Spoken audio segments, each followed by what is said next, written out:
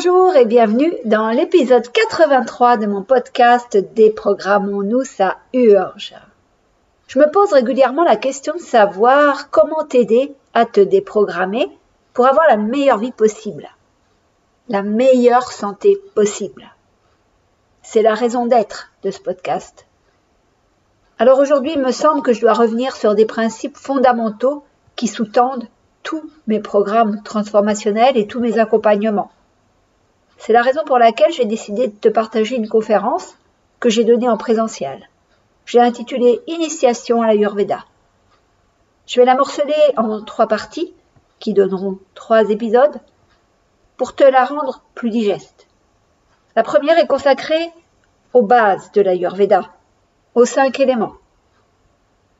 Tu vas ainsi mieux te comprendre comment tu fonctionnes grâce aux notions de constitution ayurvédique et des 5 éléments.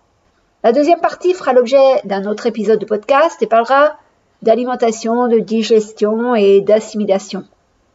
L'alimentation est un des éléments essentiels à ta santé, c'est pour ça que j'ai choisi d'illustrer mes propos en parlant d'alimentation.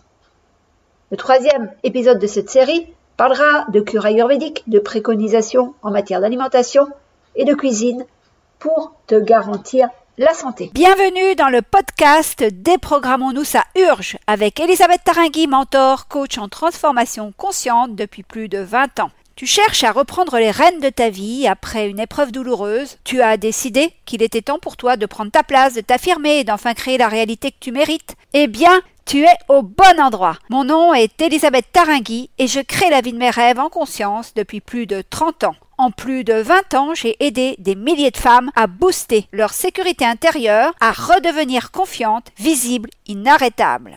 Avec ce podcast Déprogrammons-nous, ça urge, je t'aide à te libérer de tes conditionnements physiques, mentaux, émotionnels, spirituels pour quitter le manque et vivre enfin dans la joie et l'abondance.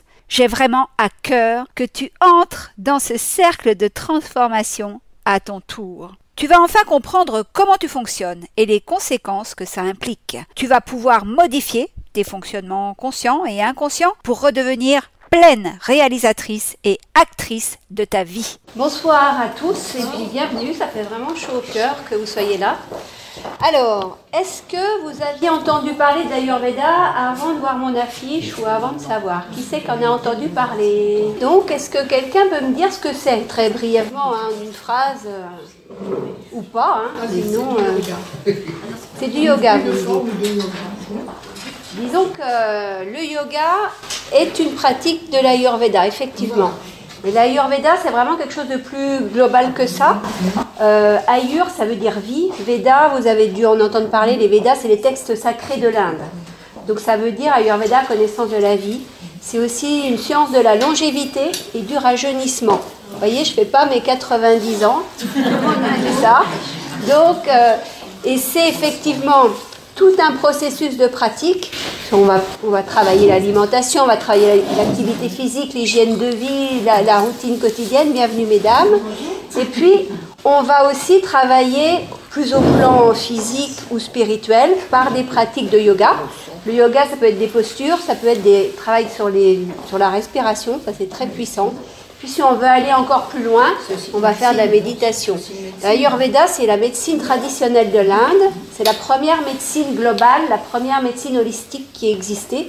On dit qu'elle date de 5000 ans déjà. Et les Chinois, parce que tout le monde en Occident connaît la médecine chinoise, se sont inspirés de l'Ayurveda pour concevoir leur médecine chinoise. Alors, il y a des parallèles, il y a aussi des choses très différentes, mais il y a quand même aussi pas mal de similitudes quand même. Et les Chinois se sont inspirés de l'Ayurveda. Ce que je peux vous dire encore sur l'Ayurveda, c'est que c'est un art de vivre, c'est-à-dire que c'est quelque chose que vous pouvez pratiquer très facilement dans votre quotidien, de plein de façons possibles. C'est quelque chose aussi de très compliqué, parce qu'un médecin ayurvédique, lui, va quand même faire 5 ans ou 6 ans de fac en Inde. Moi, je ne suis pas médecin ayurvédique, mais ça fait quand même 20 ans que je suis tombée dedans et que je pratique au quotidien. Alors, mon histoire, très brièvement, j'ai commencé par faire un doctorat en biochimie et en physiologie. C'est vraiment l'humain, le vivant, c'est vraiment quelque chose qui me passionne depuis toujours. Et j'ai perdu ma maman quand j'avais 23 ans. Et pour moi, ça a été un choc où je me suis dit, j'ai 2 voies possibles. Je suis assez carrée, donc j'en ai pas vu 3, j'en ai vu 2. Je me suis dit, soit je continue à être angoissée maladive, à être asociale, à avoir des sinusites chroniques, à avoir mal au ventre, à avoir mal à la tête. Soit, comme je sais maintenant que je peux mourir du jour au lendemain, je trouve une autre voie et je vais être plutôt dans une démarche de me faire du bien, de profiter de la vie et de m'épanouir et d'être le plus heureuse possible et de retrouver la pleine santé. Et quelques années après avoir cherché pas mal, j'ai lu beaucoup de bouquins de biochimie, pas de biochimie, de physiologie, de psychologie, pardon. Je me mélange parce que j'ai un doctorat en biochimie, en physiologie, donc ça cafouille. Mais j'ai fait pas mal de recherches en philosophie. Je voulais vraiment améliorer mon quotidien. Et un jour, j'habitais Dijon et il y a un médecin français, mais qui s'était aussi formé à la médecine traditionnelle indienne, qui est venu faire une conférence. Et c'est vrai que pendant cette conférence, ça a tilté, je me suis dit, waouh, il faut que j'aille regarder de ce côté-là. En plus, dans l'assistance, pendant les questions-réponses, on était dans un grand amphi, il y avait un Indien qui enseigne à la fac et qui a pris la parole plusieurs fois en disant, mais moi je suis Indien, et dans notre quotidien en Inde, on a plein de pratiques au plan de l'alimentation ou au plan des massages. C'est vrai que c'est courant, les petits-enfants vont masser les pieds des grands-parents, par exemple, c'est pas tabou chez eux de se toucher comme ça, et ça fait partie de l'hygiène de vie et de la santé. Et puis il disait, tous les ans aussi, je vais en Inde chercher des plantes ayurvédiques, etc. Je me fournis dans mes produits. Donc je me suis dit, waouh, je vais aller creuser. Donc j'ai lu beaucoup de choses, et comme j'étais très formatée par mes études universitaires, c'est vrai que pendant des années, je n'ai vu que l'aspect médical de l'Ayurveda. Il m'a fallu ensuite rencontrer une maître qui m'a initiée au yoga et avec laquelle j'ai vraiment beaucoup travaillé beaucoup sur moi. Et là, je me suis dit, mais mince, l'Ayurveda, c'est bien autre chose qu'une simple médecine. C'est vraiment, comme je vous l'ai dit, une philosophie de vie, un art de vivre, et c'est aussi vraiment quelque chose pour bien se connaître soi-même. C'est vraiment, et je m'en suis fait finalement, maintenant, quand on parle Ayurveda, je me dis, c'est la clé du bonheur. Alors c'est vrai que quand j'ai atteint les 40 ans, j'ai vraiment eu envie aussi de partager tout ça. C'est pour ça que j'ai créé ma première société à l'époque, où là je pratiquais l'Ayurveda comme la plupart de mes confrères, consoeurs le pratiquent, c'est-à-dire en cabinet avec des consultations ayurvédiques pour conseiller les gens au plan de l'alimentation, au plan de l'activité physique, au plan d'hygiène de vie, pour faire des massages aussi. Et puis j'avais mis en place des choses qui ne se pratiquent pas vraiment en Occident. C'est un travail sur le mental. Grâce à l'Ayurveda, on peut vraiment avancer au plan, gérer mieux ses pensées, gérer mieux son émotionnel, gérer mieux les emmerdes aussi, à prendre du recul et mettre des lunettes complètement différentes de celles avec lesquelles on est né en Occident. Donc ça, c'était une expérience riche, et après j'ai voulu rayonner un peu plus. C'est pour ça que maintenant j'ai aussi une activité en ligne pour toucher le plus de monde possible avec une formation en ligne sur l'Ayurveda, et j'ai aussi orienté ma pratique pour conseiller effectivement toujours des gens, des particuliers pour leur hygiène de vie, leur alimentation, leur santé. Et puis une autre voie où j'ai mis au point une méthode pour aider les gens à se reconvertir au plan professionnel, et aussi pour des chefs d'entreprise qui souvent ont beaucoup tendance, surtout dans les 5 premières années, à beaucoup se disperser, à perdre le focus. Avec l'Ayurveda, on arrive à recibler les objectifs, à s'y tenir, et du coup le chiffre d'affaires s'en ressent aussi. Voilà, ça c'est mon activité actuelle. Pour en revenir à l'Ayurveda, c'est une vision complètement différente de celle que vous pouvez avoir en Occident. Donc la conception de l'Ayurveda, ça repose sur les 5 éléments. Ce que je tiens à vous dire aussi, c'est que pour un médecin indien, être en pleine santé, c'est avoir les pieds tièdes, ça signifie que vous avez une bonne circulation sanguine, le ventre chaud, ce qui signifie que vous avez une très bonne digestion, et la tête froide, ce qui veut dire que vous n'avez pas de pensées perturbatrices ou des ruminations, que vous ne faites pas des nœuds dans votre tête. Quand vous avez ça, vous pouvez espérer être en meilleure santé. Et la santé en Ayurveda, c'est tout un système d'équilibre, d'harmonie entre justement votre corps physique, mais aussi vos pensées, votre émotionnel, votre psychologie. Et tout ce qui est émotionnel, pensée, psychologie est énergie en Ayurveda, et du coup influe forcément sur votre corps physique. Et le corps physique va aussi influencer sur l'émotionnel, sur les pensées, etc. C'est toujours en interaction. Et on est aussi en interaction chacun avec le monde extérieur, avec l'environnement, avec l'entourage et les autres personnes, puisqu'on est aussi interdépendants, interreliés, etc. Ce que je voulais vous dire, c'est que la conception ayurvédique part du principe que vous êtes au milieu de l'univers, vous n'êtes pas le centre du monde, et vous êtes comme un microcosme au milieu de ce gros macrocosme qu'est l'univers, qui est tout ce qui vous entoure. Et ce qui vous relie à ce macrocosme, c'est les 5 éléments. C'est-à-dire que dans le macrocosme, il y a les 5 éléments. Si on part du plus grossier, du plus lourd, on a la terre, on a l'eau, on a le feu, on a l'air et on a l'éther ou l'espace. L'espace, c'est tout ce qui ne se voit pas, qui remplit le vide, entre guillemets. Ce qu'on appelle le vide, avec la conception indienne, on dit que c'est de l'espace, que c'est de l'éther. Voilà. Donc, vous êtes constitué de ces 5 éléments, et tout ce qui vous entoure est constitué de ça aussi. Et ces 5 éléments, ça va être une clé de compréhension du monde et une clé de compréhension de votre organisme et de son fonctionnement.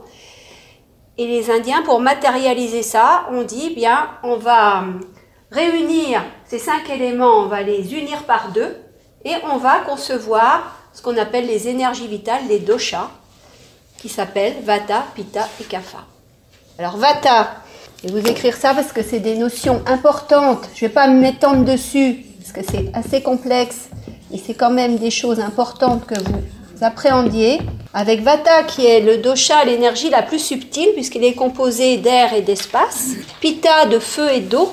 Et on a Kapha qui est l'élément le plus lourd avec de la terre et de l'eau. Et ce système-là, on a chacun ces 3 énergies puisque ça représente les 5 éléments. On en a tous, simplement, ils sont dans un certain équilibre selon les personnes. C'est-à-dire que vous, Vata, Pitta et Kapha, sont dans un certain équilibre. Il y a peut-être plus de Vata, peut-être plus de Kapha ou de Pitta. Et moi je suis Vata, Kapha. Ça veut dire que j'ai, surtout Vata et Kapha, j'ai un peu moins de Pitta. On a souvent 2 doshas qui prédominent. Pitta, c'est l'eau et le feu, mais surtout le feu, 75% de feu. Pitta, c'est l'énergie de la transformation. C'est ce qui vous... Quand on regarde, on voit quelque chose et la rétine va transformer ça en image pour que le cerveau arrive à dire bah tiens, là c'est une personne, là c'est des DVD. Il y a un mécanisme de transformation, donc c'est Pitta. Vata va régir tout ce qui est mouvement dans le corps. Donc ça va être vos battements de cœur, c'est la circulation sanguine, enfin plein de choses au plan physiologique. Et Kapha, c'est l'énergie de cohésion et de construction. Quand on est gosse, qu'on a besoin de grandir, on a beaucoup plus d'énergie Kapha, ça c'est chez tout le monde, ça va être comme ça. Donc importance de garder votre équilibre de ces 5 éléments. Plus vous le gardez constant et comme il était quand vous êtes né, plus vous avez de chances de rester en bonne santé. Le problème, entre guillemets, c'est que tous ces éléments, peuvent être bouleversés par un tas de choses. Par ce que vous mangez, par le stress, par le climat, par le temps qu'il fait, par votre âge. Enfin, il y a plein d'éléments qui vont les bouger. Donc, après, voilà, pour rester en équilibre, c'est un petit jeu à apprendre. Après, ça peut paraître compliqué vu comme je l'expose, mais c'est aussi beaucoup de bon sens. Et plus on se connaît soi-même, et plus on va voir que, tiens, quand je mange ça, ça me fait des brûlures d'estomac, il va peut-être falloir que je change, etc. Est-ce que c'est clair? Si vous ne comprenez pas un truc, vous n'hésitez pas à m'interrompre. Donc, je ne vais pas vous décrire toutes les constitutions, tous les profils ayurvédiques, mais je vais quand même vous décrire un peu ce que une personne qui serait Vata, qui aurait vraiment beaucoup de Vata, ça va être quelqu'un qui va être de corpulence plutôt fine, qui va être soit très grand, soit très petit, c'est-à-dire qu'il va être irrégulier. Il peut avoir les dents toutes de travers aussi. C'est quelqu'un qui a souvent le teint mat. Et puis au plan du mental, c'est quelqu'un qui a beaucoup d'imagination, qui est très créatif. Alors, quand il y a trop de Vata, ça peut être aussi quelqu'un qui va se disperser, qui va tellement être curieux de tout et créatif, qui va avoir plein de projets en tête, et puis qui n'ira jamais au bout, parce que dès qu'il a un projet, il va commencer, puis boum, il aura envie d'autre chose, etc. Mais il n'y a pas un dosha meilleur que l'autre. De toute façon, vous avez les 3 en vous, c'est ce qu'il faut se dire. Pitta, la personne Pitta est de corpulence plutôt moyenne, et c'est quelqu'un qui va... Il y a beaucoup de feu, donc c'est souvent des profils comme les politiques, ont souvent beaucoup d'énergie Pitta, ou les grands sportifs, parce qu'il y a l'esprit de compétition là derrière. Kapha, c'est des personnes qui ont une corpulence beaucoup plus costaud, et c'est des personnes aussi bien dans le squelette, souvent, il y a le test comme ça, vous voyez si vous pouvez faire le tour de votre poignet, ça c'est un indicateur aussi de votre dosha.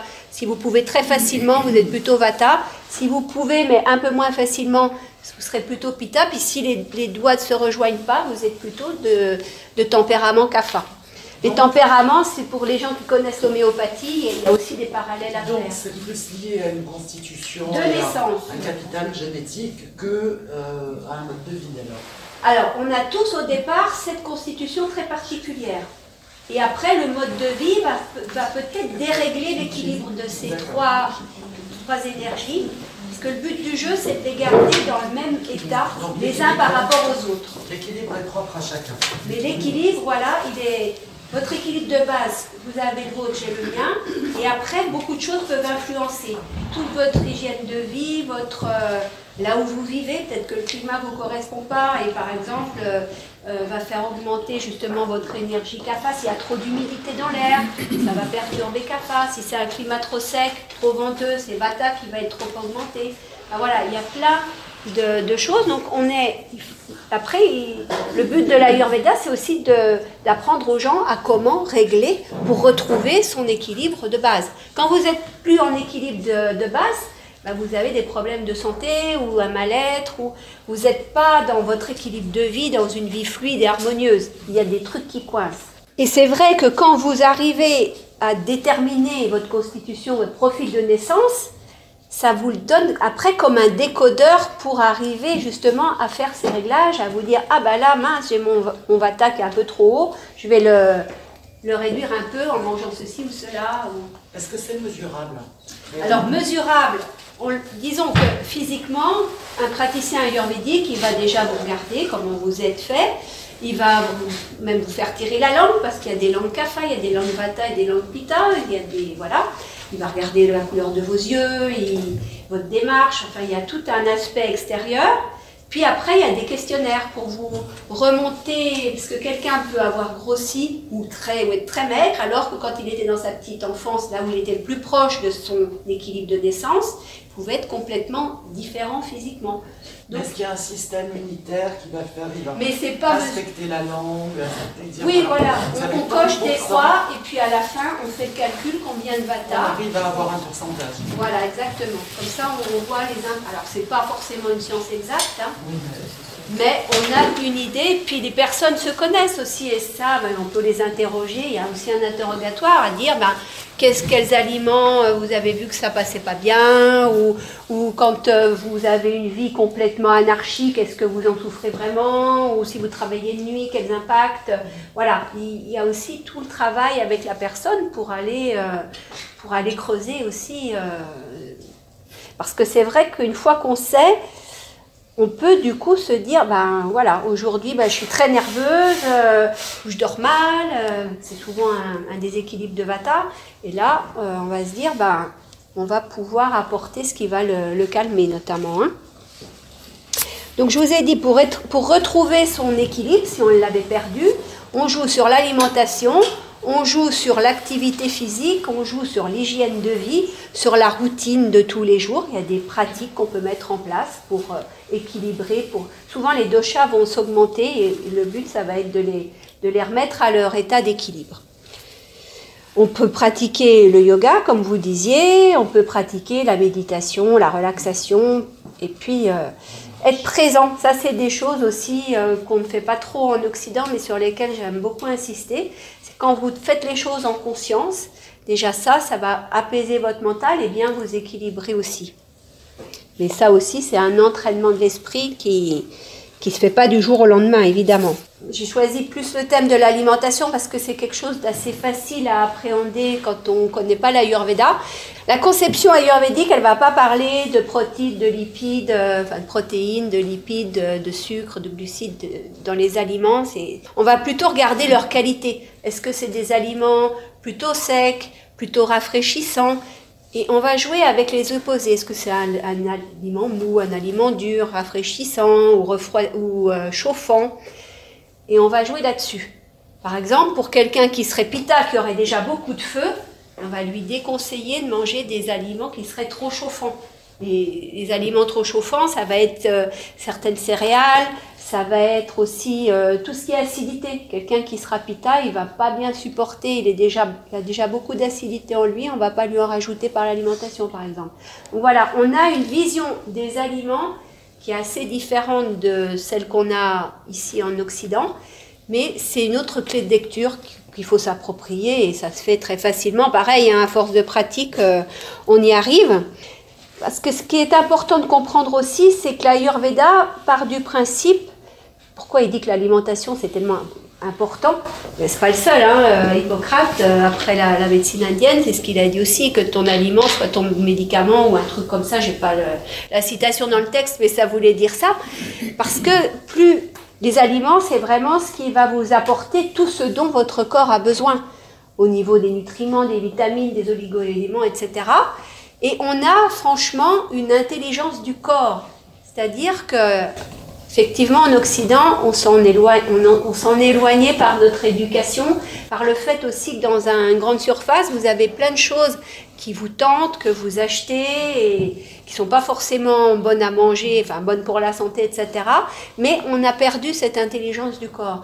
C'est aussi pour dire que quand vous avez une envie de manger quelque chose, essayez de distinguer si c'est ce qu'on appelle une envie saine ou pas. L'envie saine, c'est par exemple, vous avez envie de manger un steak, vous mangez votre steak, et après, c'est bon, vous n'avez plus envie de viande, vous allez pouvoir manger autre chose, etc.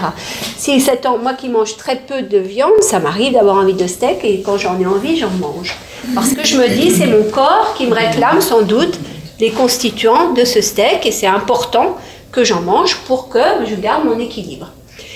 En revanche, si vous avez envie d'une tablette de chocolat, que vous mangez le chocolat et qu'après, quand la tablette est finie, vous avez encore envie de chocolat, en Ayurveda, on dit que c'est pas une envie saine.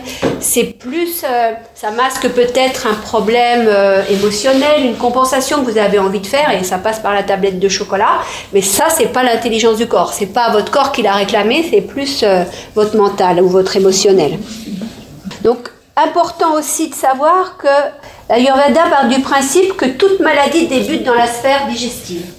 Donc dès lors que vous avez une perturbation, un dysfonctionnement au plan de la digestion, c'est important de tout de suite rétablir les choses de façon à ce que ça ne dégénère pas en pathologie plus grave.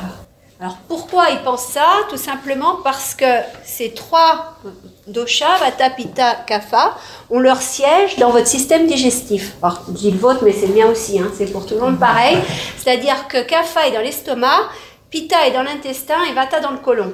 Et on part du principe que quand il y a des déséquilibres et que vos doshas augmentent, eh bien ils vont déborder, ils vont plus tenir dans leur maison et ils vont aller se répandre quelque part dans votre organisme.